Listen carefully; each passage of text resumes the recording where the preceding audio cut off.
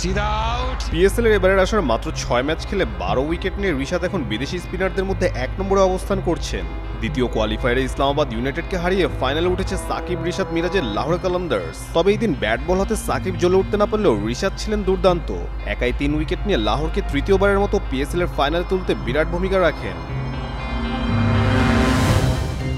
সাকিব একাদশে থাকবেন অনেকটাই নিশ্চিত ছিল। মিরাজকে খেলালে আরও একজন অলরাউন্ডার পেত লাহোর, কিন্তু লাহোর বেছে নিয়েছিল রিশাদকে। বল হাতে পেয়ে রিশাদও বুঝিয়ে দিলেন তাকে চয়েস করা একদমই ভুল ছিল না লাহোর কালান্দার্সের।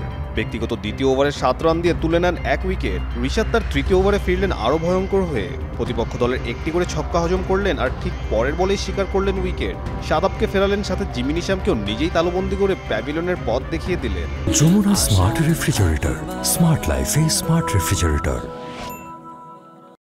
১ ওভারে জোড়া উইকেট নিয়ে ইসলামাবাদ ইউনাইটেডের ব্যাটিং লাইনআপকে ধসিয়ে দিতে বিরাট ভূমিকা রাখেন বাংলাদেশি এই লেগি। ২০৩ রানের টার্গেটে ব্যাটিং করা ইসলামাবাদকে মাত্র ১০৭ রানে অল আউট করে ফেলে রিশাদের লাহোর কালান্দার্স। শেষ পর্যন্ত ইসলামাবাদকে ৯৫ রানের বিশাল ব্যবধানে হারিয়ে ফাইনালে উঠে সাকিব রিশাদ মিরাজের দল। রিশাদ ফ্রাঞ্চাইজি লিগে যে দলেই খেলছে সেই দলই খেলছে ফাইনাল। চেষ্টা করছেন শিরোপা হাতে নিয়ে উদযাপন করে। জিএসএল বিপিএল এর পর এবার সুযোগ এসেছে পিএসএল এ।